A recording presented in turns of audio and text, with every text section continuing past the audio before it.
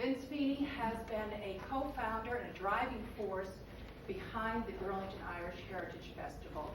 He has taught a very popular and challenging course in Irish history at the University of Vermont for close to 20 years, he tells me, although we both find that to be nearly impossible. And he also, although his roots are deep in the Irish enclave in San Francisco, is a noted local Vermont historian. And I'm sure that all of you have read many of his interesting articles in different publications and have heard him speak before. Growing up Irish in Burlington, I have to confess that I was always a little bit aware of the conflict between French-Canadians and Irish. Probably the best monument to that was the fact that we had the spires of St. Joseph as a salute to the French god 4 blocks away from the spires of the cathedral saluting the Irish god. Over time, though, I think marriage between families has lessened some of that conflict. Certainly friendships that we have formed with each other's ethnic groups have lessened it. But today, Vince is going to tell us perhaps where some of those roots began. So I gladly turn it over to Vince Feeney.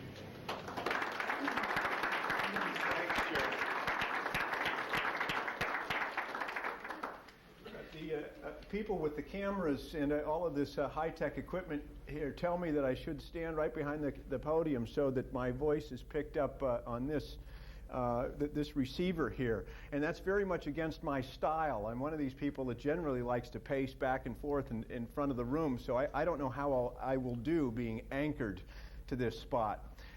Secondly, I might mention that there's another thing that I've learned about myself in giving talks over the years, and that is that I don't like to read talks. That if I read from the page that I have in front of me, it somehow kills the spontaneity, the excitement, or something that I have about the subject.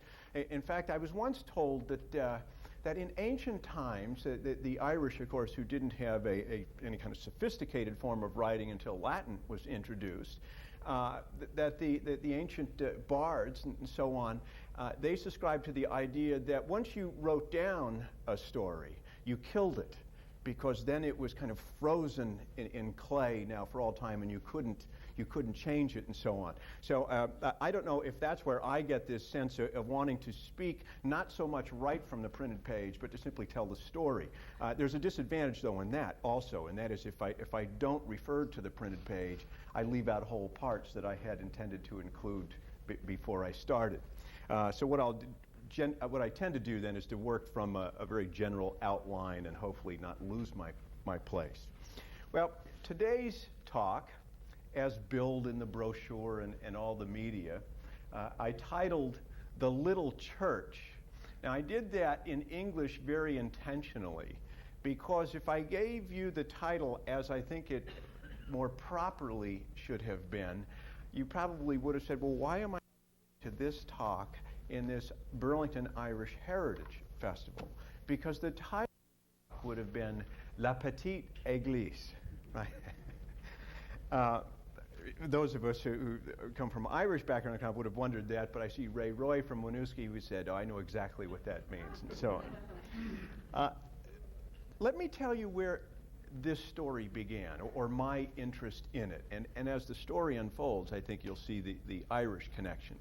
About 7 or 8 years ago, I became aware of the fact, through a number of friends, that St. Patrick's Church, up in Little Fairfield, way out there in real Vermont, every year, at the Sunday closest to St. Patrick's Day, has a wonderful gathering of people down in the basement, where they bring in food and put on a full spread, and then a number of the families up there, and we all know the names, I think, if we've been around the Burlington and Vermont area for any time at all. I mean, the Brannons, the Howrigans, and so on, right? They will get together, different families, different groups, and put on skits. Someone will get up and they'll have formed a singing group, and of course they'll be awful, right? But it's just wonderful. One has this wonderful sense of community. Well, when I was up there, I got to really enjoy this event. So I went back 3 or 4 years in a row. In fact, I'd still be going, except our own Burlington Irish Heritage Festival now competes with that, at least for my time anyhow. I can't get up there. It'll be this Sunday, I'm sure. There will be that party down in the basement of St. Patrick's Church. But while I was up there one year, I had the chance to get talking with Father Andre Houle, who was the pastor at the time, good man of Canadian background. And he knew of my interest in the Irish community there, and he said, now, do you know the story of the little church, La Petite Église? And I said, no, I'd never heard of it, right? And he said, it was based right here at St. Patrick's. And I said, well, what do you mean? And he said, there's a room in the attic of the rectory right next door to the church. And in that room, it's a finished room in the attic, stenciled on the walls are the fleur-de-lis of France, right? Nice stencil work in the room. And also 6 initials. The initials are NOHD, NML, JAT, JAM, PAC, and JAC. And Father Houle said that these were 6 priests, Canadian background, actually from Canada, who were serving here in the Diocese of Burlington in Vermont, who were at odds with the very, very Irish bishop of the diocese, Bishop Rice, and would oftentimes, how can I say it, boycott some of the retreats that Bishop Rice had called. And instead of going down to these retreats, these priests would meet at the rectory out of all places, interestingly enough, St. Patrick's Church, right? But it turns out that the pastor at the time up at St. Patrick's was a Canadian by the name of Father Napoleon Lachance, and he was one of the ringleaders in this group.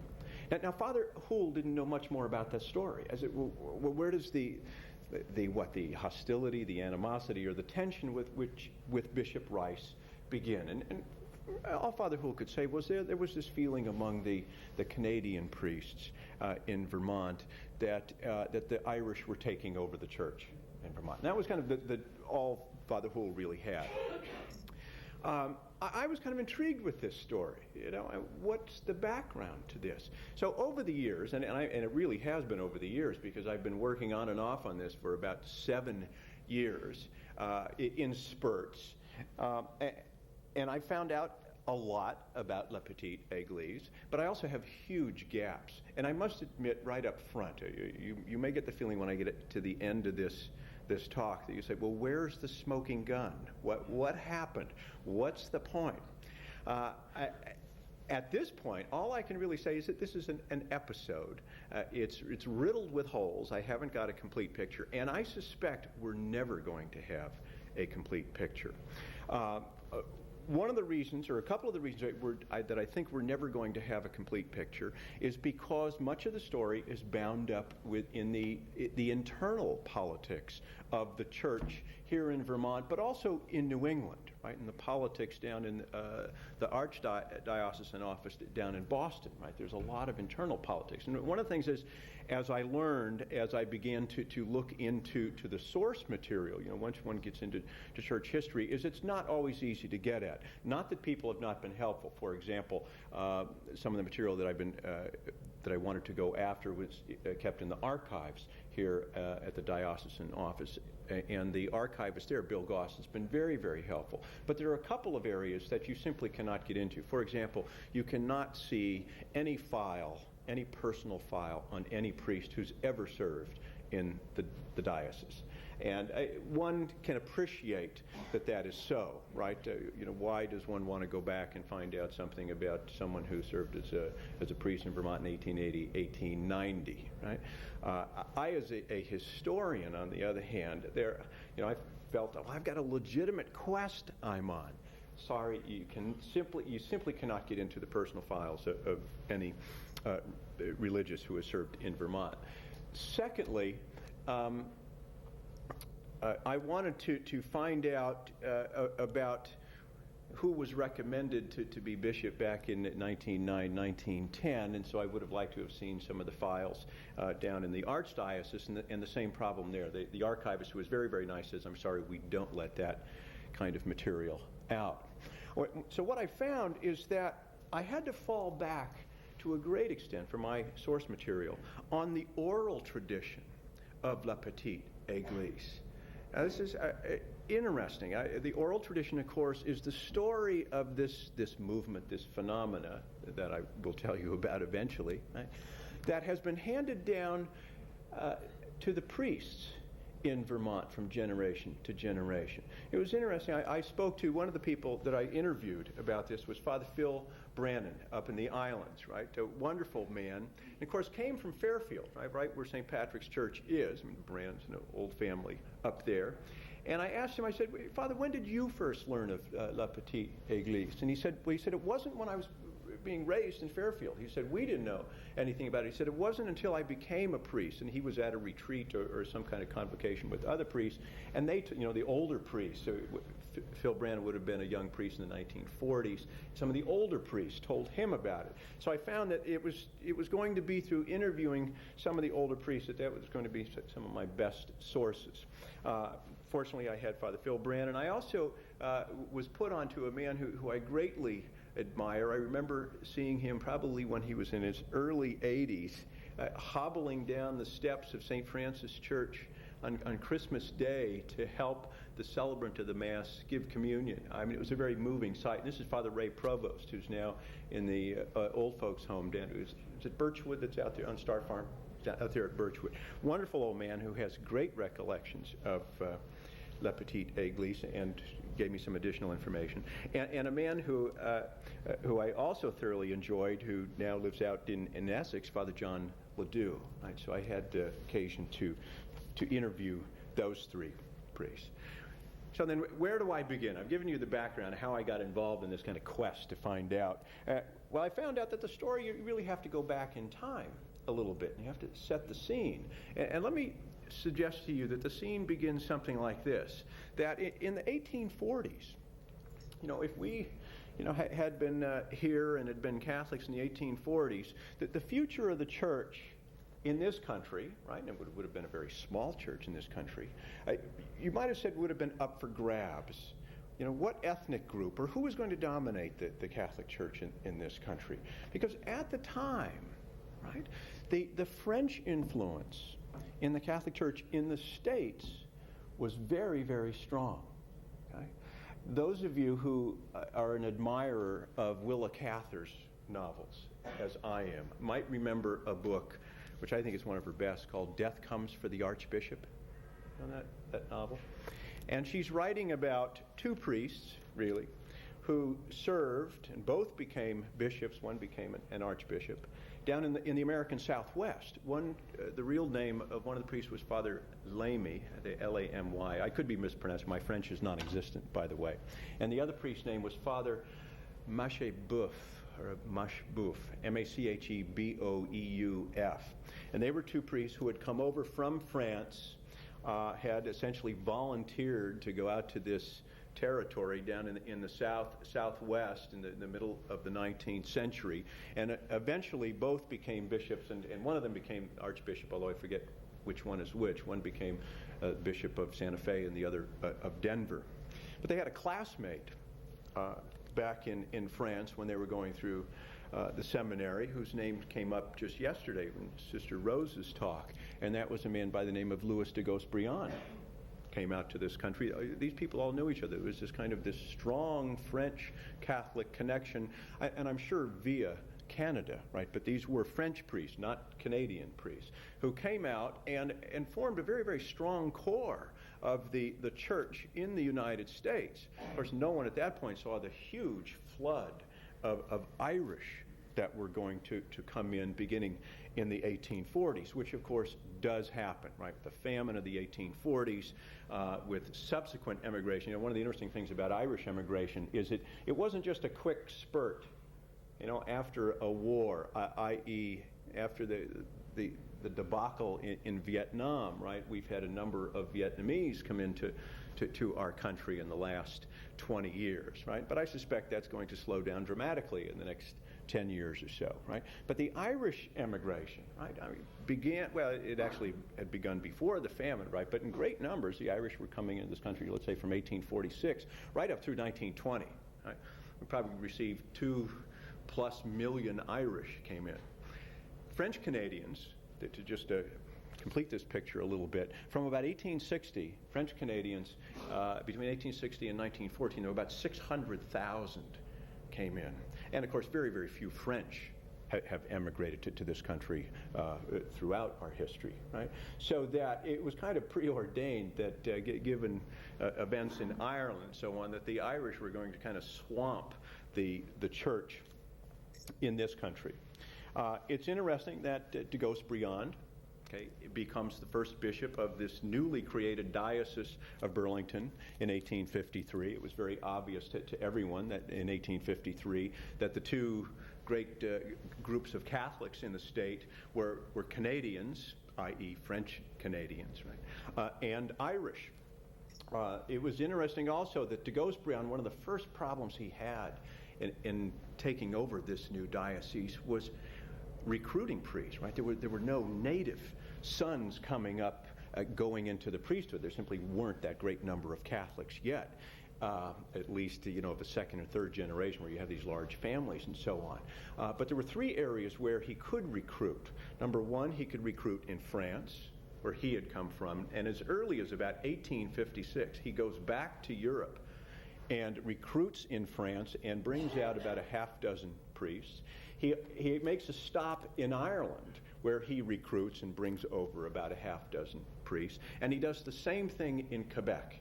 He recruits in Quebec. So he's bringing in priests from three traditions, although the traditions very, very close, right? The Canadian tradition and the French tradition.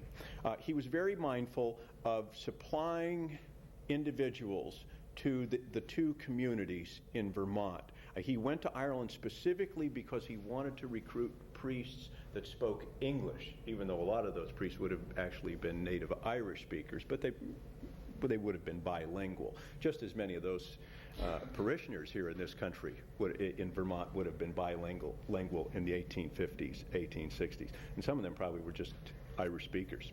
But at the same time, he wanted to make sure he had French priests, right, that he had Canadian priests that could administer to the French people, to the Canadian people of Vermont. He even at one point in the 1860s tried to get a seminary established that would be taught in French to train Canadian priests, to train American priests in the French language to administer to French-speaking communities in New England specifically. Now, a little bit about the two communities in Vermont. Right? There has historically been a certain amount of tension between the Irish and the Canadians in Vermont and in New England. I think we've all heard the stories about that.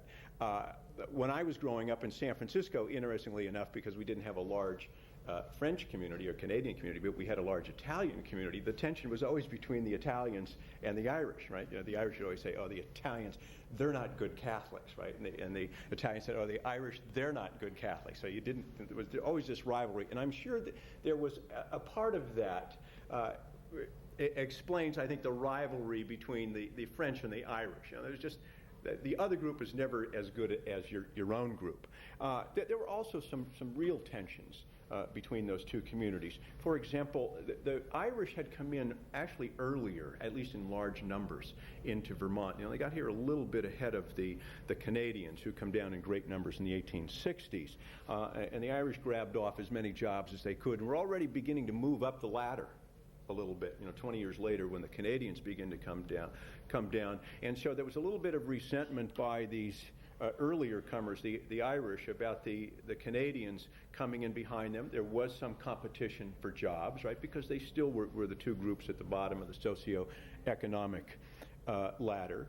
And there were some incidents where Canadians were brought down as strikebreakers. Right, we see this 2 or 3 times, at least in Vermont history. In the quarries down in Rutland, in the quarries over in the Barrie, Graniteville area, and the previous workers, many of whom were Irish, and many of them who were earlier Canadian immigrants, resented the strike breakers coming in. So there were those tensions.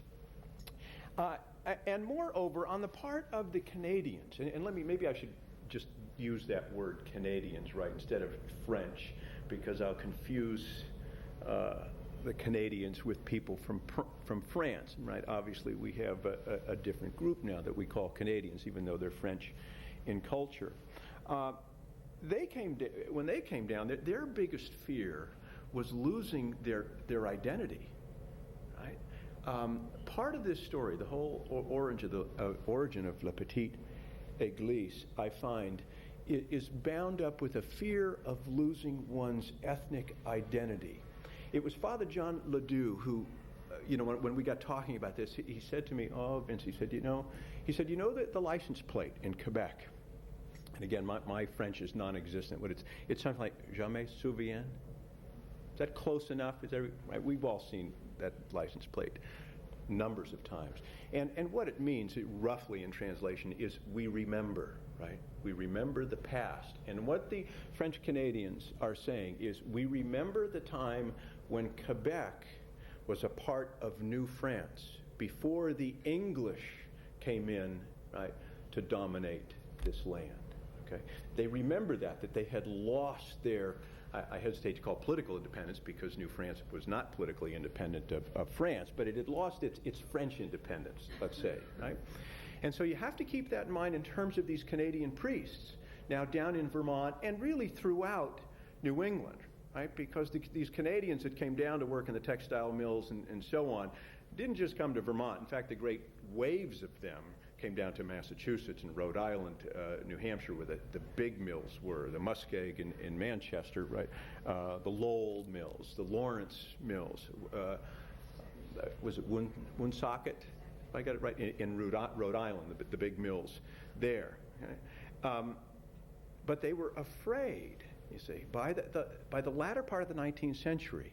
What is happening with the Canadian clergy and many of the Canadian people now in New England, in Vermont, as they see increasing numbers of Irish coming to dominate in the parishes and so on, but specifically in the hierarchy, in the church hierarchy, they begin to have this almost deja vu fear of, oh no, it's happening again, right?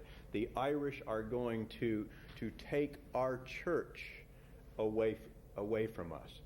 I'm oversimplifying, but you understand that sentiment. And it was very much involved with the French language, because language obviously is a great source of one's ethnic identity. As late as 1930, this was a phenomenon that didn't die out, this emphasis on the French language with identity and religion. As late as the 1930s, that sociologist who wrote that book on Burlington, the woman who came up from Columbia, it was I'm sure her doctoral dissertation, Ellen Anderson. I forget the title of her book, but she was studying the different groups, the different divisions in Burlington. And she talked to one of the old priests down at St. Anthony's in the south end of town, which of course was essentially a French parish, right? It was an offshoot of St. Joseph's, kind of the second French parish in Burlington. And she talked to one of these old French priests about the language and so on.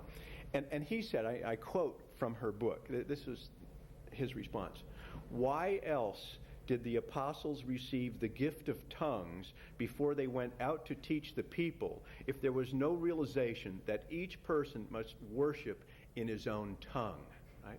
So to this priest, it was a religious issue, but in a larger context, it was an issue of identity, right? Still very much alive in the 1930s.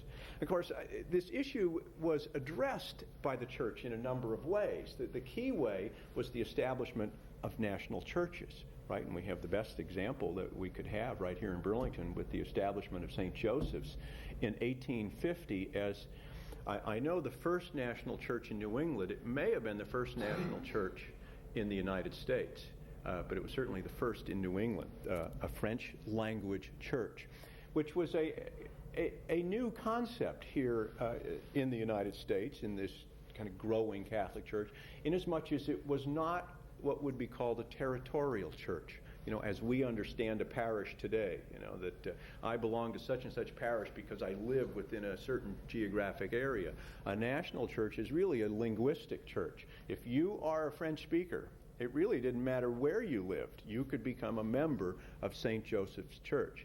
Now, I have to tell you that the Irish hierarchy was not in favor of this idea of having national churches, right? But they also were not in favor of losing a lot of Canadian Catholics if they didn't do something like this. So the Irish hierarchy in this country caved in essentially and let the Canadian people have those national churches. And during the administration of de Gaulle-Briand from 1853 until he died in 1899, he established a number of national churches throughout Vermont.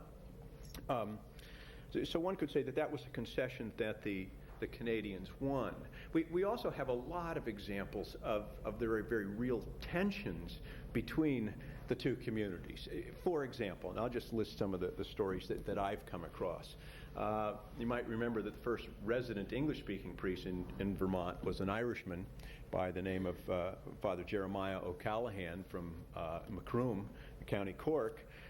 Not a very diplomatic man, a man who had his own biases, very much a frontier, rough and tumble priest. He was kind of perfect for Vermont in the 1830s and 1840s. He was not perfect for Vermont in the 1850s. He did not become the first bishop, as we already realize. But on the occasion of the second Catholic Church, the first Catholic Church, St. Mary's, burnt down in Burlington about 1837-38. I forget the year exactly. And a second little church was built down in Burlington. And on the dedication of that, Jeremiah O'Callahan got up in front of his, I'm sure, mixed congregation. This is a few years before the French church is built, although most of the congregation was probably Irish, but there were a few Canadians there. And O'Callahan is thanking the people that had given money to build this church.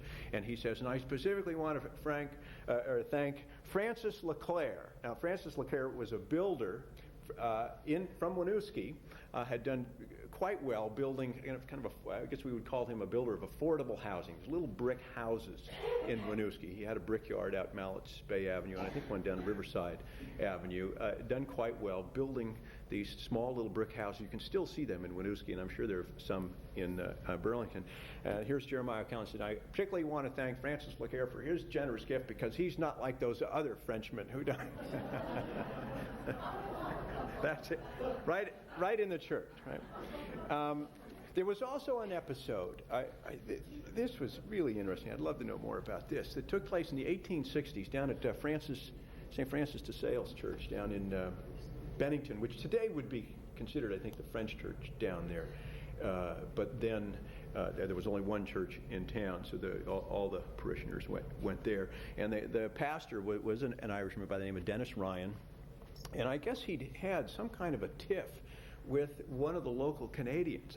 Now, I don't know what the issue was, and this is a true story. This story was told by Bishop Michaud, who was bishop from, literally from 1892. There was an overlap. He was kind of a serving bishop when de Gaulle-Briand was in his old age, and until he died in 1908. Michaud told this story to a Monsignor by the name of McGarry, and it was through McGarry that we get this story. Apparently, this disgruntled Canadian got a gun. Right? He was really angry at this Irish priest. Came into the rectory, screaming at the top of his head, and actually fired a bullet at Ryan. Ryan was in his office or den, and the bullet went into some of the wainscoting, I guess, around the floor.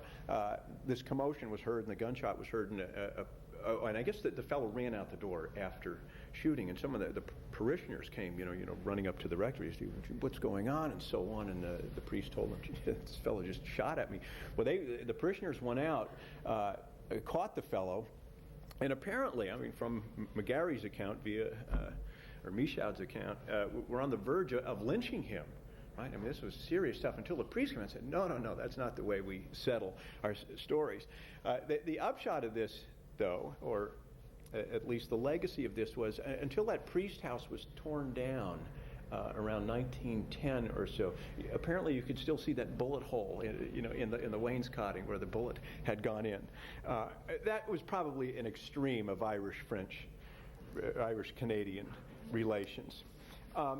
I also have to mention, because I think it would be unfair to what Father Brannan was telling me, that in a general way, the relationship between the Canadian priests and the Irish priests was a very, very good one in Vermont. In a general way. You know, they were the troops out in the trenches that had to deal with the people, and they were sympathetic to each other and the job that they were doing. In fact, the priests apparently in Vermont, both in the 19th century and down into this century, from these two different traditions, were much more tolerant and friendly towards one another than the priests from those traditions, for example, down in Massachusetts or in Rhode Island. I have another story that goes back to the 1940s when the young men from Vermont began to go down to St. John's Seminary in the 1940s.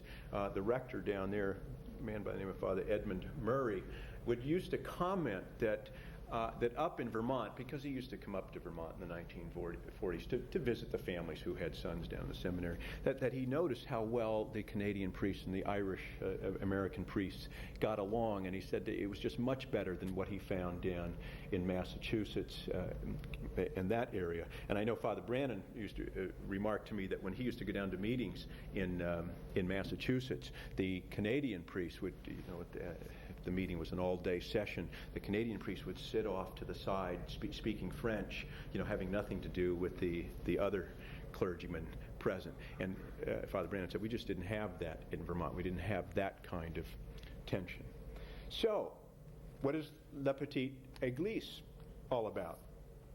Well, let me say that by the end of the 19th century, among a group of, I guess you'd call them nationalistic Canadian priests in Vermont. This is a phenomenon, though, you would have also found down in Massachusetts, as I've just referred to. Right? It wasn't peculiar to Vermont. It's only the Vermont part of the story I know of. They began to become concerned over a number of issues. The first issue, had to do with language. Would they be able to continue to preach in French? Would they be able to continue to teach in their elementary schools in the French language? That was a concern.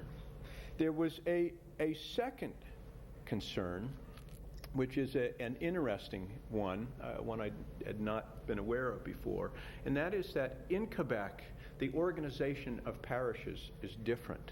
In Quebec, financial responsibility, control, ownership of a parish is with a corporation made up of a group of parishioners, right? So that ownership is local.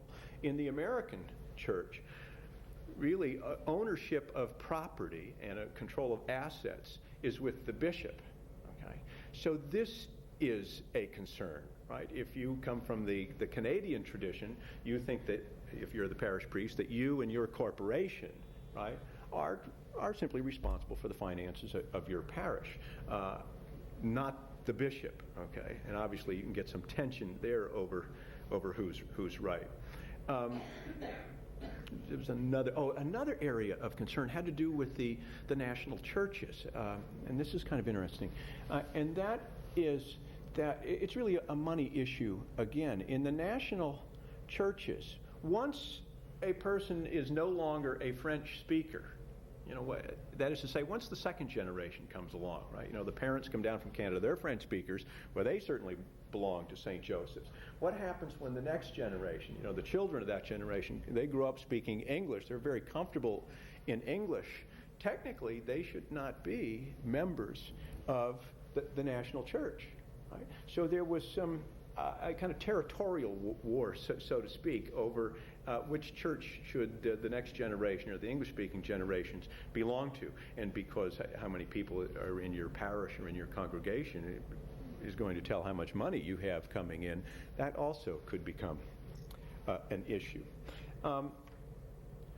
We really see these kinds of issues emerge when in 1908, Bishop Michaud dies, and we begin to have the maneuvering for who is going to become the next bishop. But before I get into that story, I want to just say a couple things about Bishop Michaud. Right? This is John Stephen Michaud.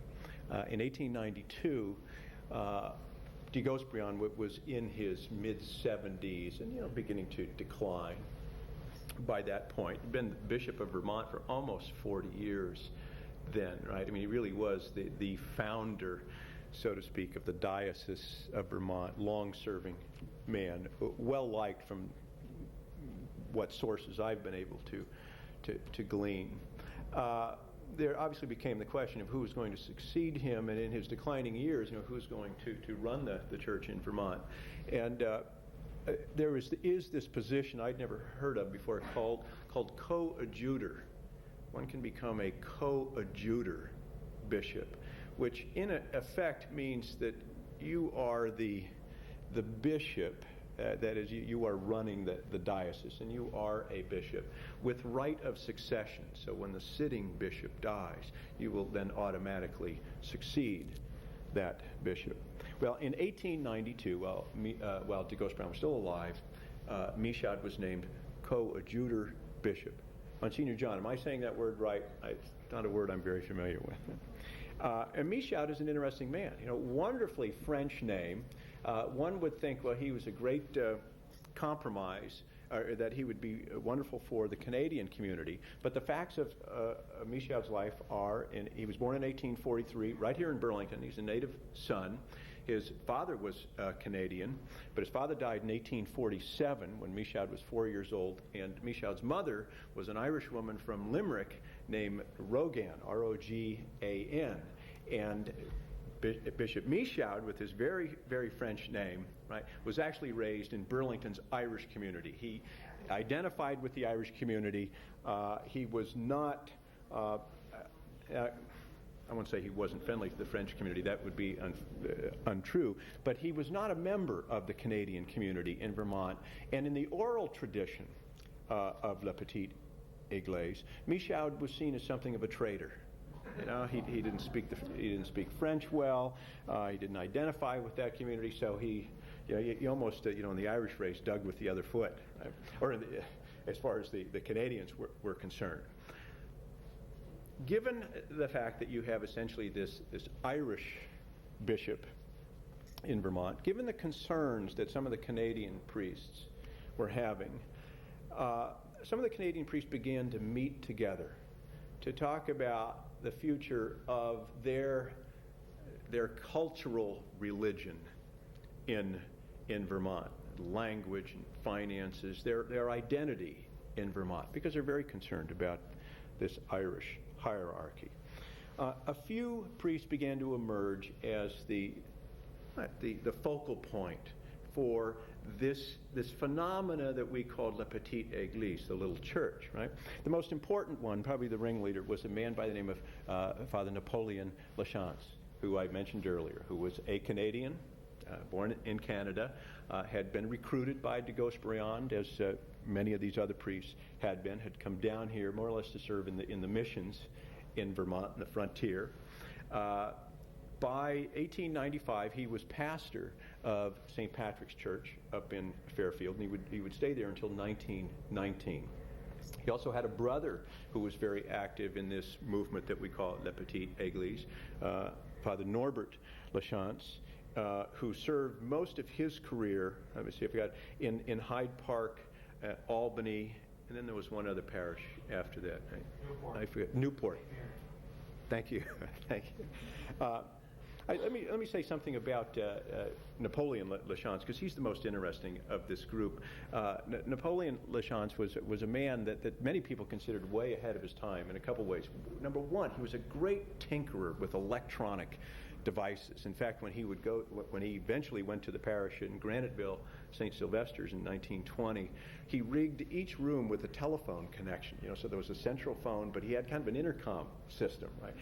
He just loved to tinker with those kind of things. He was also something of a social activist, kind of in that tradition, the future tradition of Catholic action of the 1930s and so on. And he may have been tinged with a kind of leftist leanings by the 1930s. Very, very involved in activities in his community. He would found, for example, up in St. Patrick's, a library, a lending library for people to come in.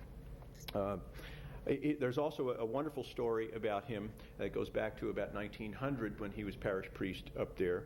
This is also the time when the Jewish peoples were beginning to come into Vermont. You know, the peddlers that were working their way up the up the Hudson River into the Lake Champlain region and going out on the roads into the backcountry as peddlers. And in 1900, there was a story of a man by the name of Isaac Brown, a peddler working out of Enosburg Falls, who was out, going down those country roads in the middle of winter, and found himself, in pitch black one night out in the middle of nowhere. He didn't really know where he was, right? But he kind of stumbled into Fairfield and saw the light on up by the priest's house.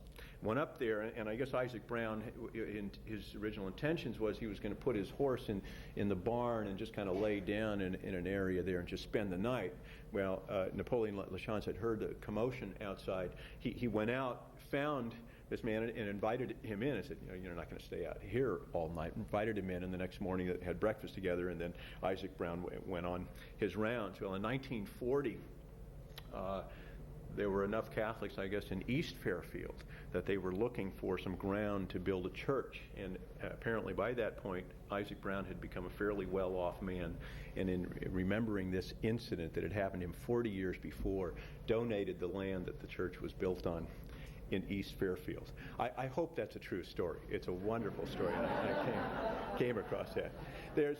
I'll just mention one other man, although there were a number of priests in this La Petite Église. One other man was Father Joseph Arthur Cote, who was stationed at Montgomery Center, St. Isidore's up there, another Canadian. He came down apparently speaking no English at all when he arrived in Montgomery Center, the very beginning of this century. Took tutorial classes to learn. There's kind of a sadness with his story, and I'll jump ahead a little bit because I'm probably taking way too much time.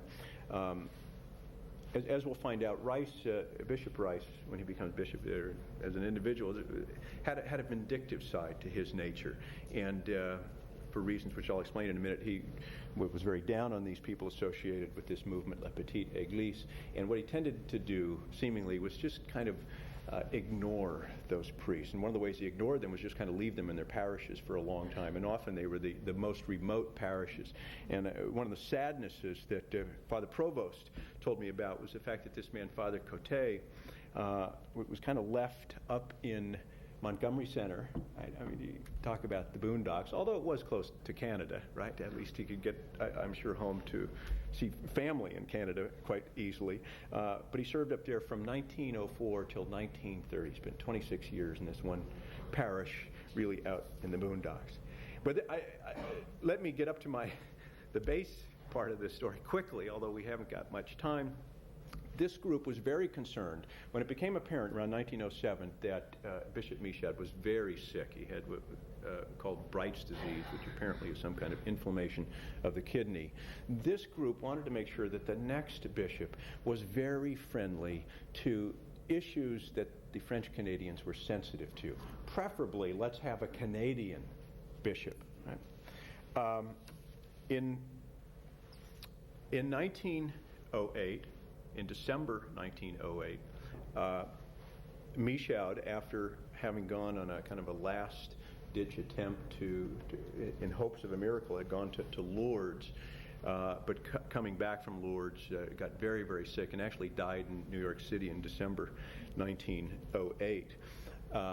You begin to have this kind of year of jockeying for position, right? Who is going to become the next bishop?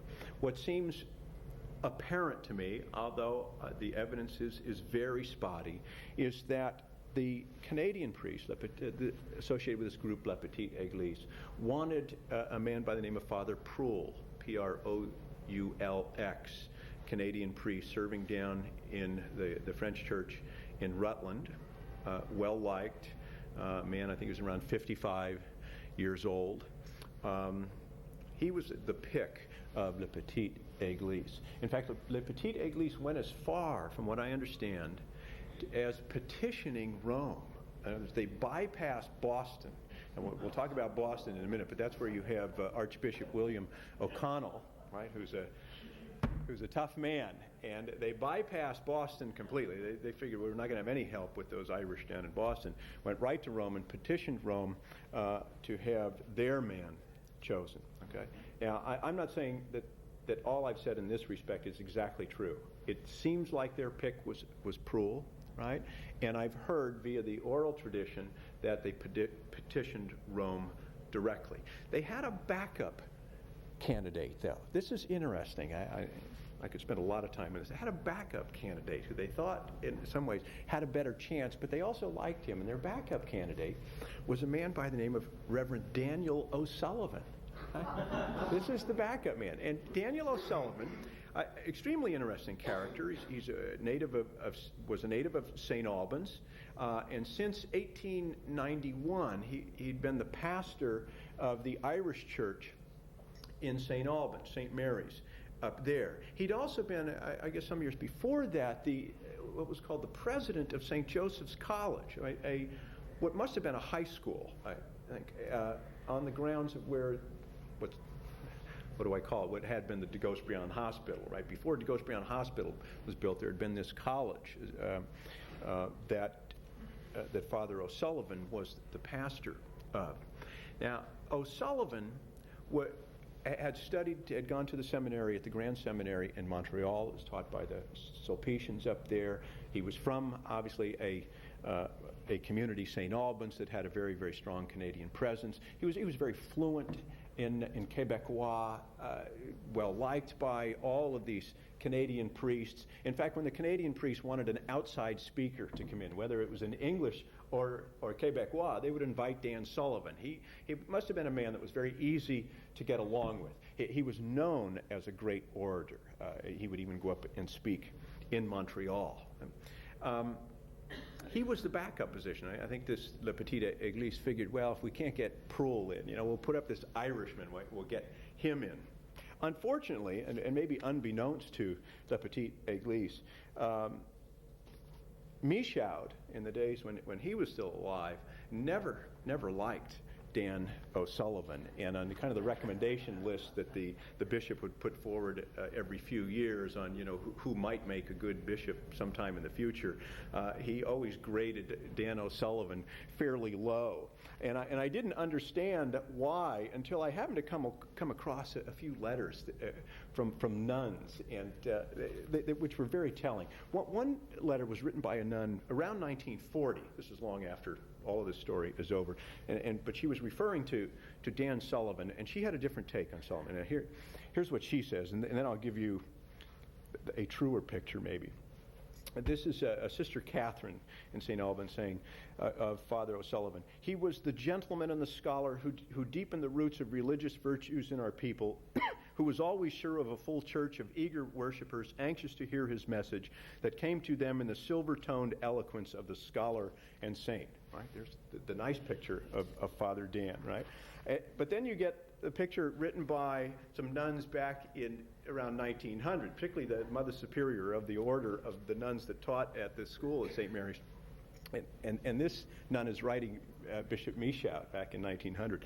And she says, "Our convent in St. Albans has been approaching its ruin, especially as the pastor, Father O'Sullivan, finds it impossible to meet his obligations to our sisters." He wasn't paying them their stipend to teach in the schools, and this was fairly typical of Father O'Sullivan. He had no mind for finances. He was not a fundraiser, and I'm sure Bishop Michaud said, we can't have Dan Sullivan as a future administrator of this diocese. Lobbying continued, though. Who was going to be the next bishop? The reality was, though, that it was really taken out of the hands of Vermonters. It was really a decision that Boston, along with Rome, was going to make. And here in Boston, at this time, as I mentioned, you had Archbishop William O'Connell, who had a number of traits that weren't going to work well for the Canadians. One, he was a Romanist as opposed to an Americanist.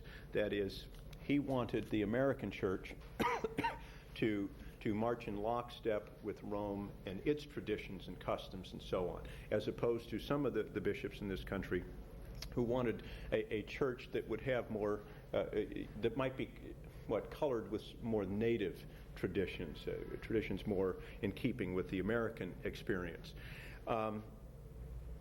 He also did not like the Canadians, people of French background.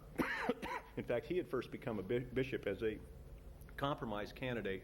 I think became Bishop of Portland, Maine, because there was so much fighting going on between the Canadians and the Irish there.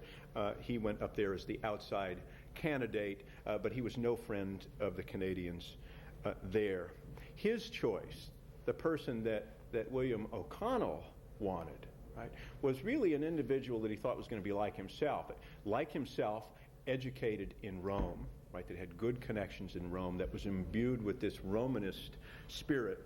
And his pick, when he sent the names forward to Rome as to who he recommended, that was first on the tournée, the list of 3 recommended ones, was Joseph John Rice, a priest out of Massachusetts, born and raised in Leicester, Mass., and then serving as a pastor of a church in Stockbridge, Mass. He was kind of a surprise candidate when he was announced as the new bishop for Vermont in January 1910. It was kind of a surprise. He kind of came out of the blue. But if you knew that he was very much akin in thinking to William O'Connell, right, then he's not so much of a surprise.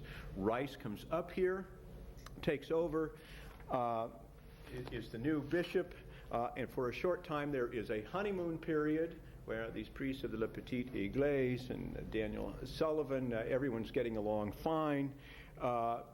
Then again from the oral tradition, Bishop Rice found out that there had been this group that had essentially been lobbying against his candidacy, although it wasn't so much against him, it was just that they wanted someone from a French or Canadian background.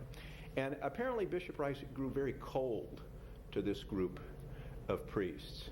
And in return, right, this group of priests grew very cold towards Bishop Rice. Now I must say, in underlining this, Bishop Rice, from everything I've learned, was not your hail fellow, well-met priest. He was not an easy, congenial man. In fact, I had one priest tell me that Bishop Rice didn't get along with any of his priests, right? Irish, Canadian, or whatever. He was just a very kind of aloof, scholarly, retiring man, but he ruled the diocese with an ironed fist. The Canadian priests, La Petite Église, were so upset with him that at one point, and this must have been around 1912, maybe through the years of the teens, that they refused to come to the annual retreat called by the bishop, and it was held at St. Michael's College. Right, there would be this 1 week or so that the priests would gather from around the state to contemplate, I guess, the affairs of their congregations in the church and so on. But they refused to come down, and I suspect it's at one of those times that's when you had the fleur-de-lis and these initials written on the walls of St. Patrick's Rectory, because that's where they would typically congregate up there. In the end, though, Rice outwitted them. He said that if you wanted your faculties renewed each year so that you could continue to be a priest serving in the Diocese of Vermont, that you had to attend, that is, when you had those faculties removed, would be given to you, would be the last day of that retreat every year. So those priests then had to cave in and come down because they wanted to continue being priests in Vermont. Now, in a sense, that's as far as I know of the story. The question is this a serious event? Is it ever going to blow up into anything? I don't think so. However, there was one incident, and I'll end on this, where something like this happened, and it did end up in something. Because what I'm talking about, La Petite Église, was not peculiar to Vermont. As I said, one found this phenomena around New England. In the 1920s, in 2 parishes down in Woonsocket, Rhode Island, St. Louis and St. Anne's, Canadian parishes, right? The bishop down there, an Irishman, Bishop Hickey, had some kind of a fundraiser going on, wanted to raise money for the diocese.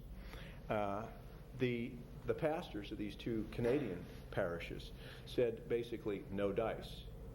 we control the finances of our parish. If there's going to be fundraising, it's going to be fundraising for our parish and through our efforts and so on. This became a kind of a cause célèbre down there. There was a protest march in 1927 with 10,000 Canadians, right, protesting against the bishop doing this. And a group of people, 62 Catholics, right, filed a lawsuit against their bishop over this issue, whether he had the right to collect money through these two parishes. And Bishop Hickey, in response, excommunicated those 62. So I leave it to you whether it could have ever become serious in Vermont. I guess not. But obviously, over these issues between the Irish-dominated hierarchy and the Canadian people in New England could often explode. And that's it. That's all I want to say. I don't know if people...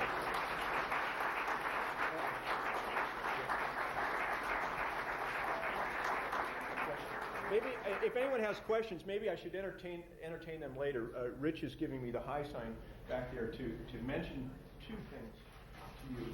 Tonight we have a poet from Ireland, indirectly from Cork. I say indirectly because he teaches at the University of Ulster up in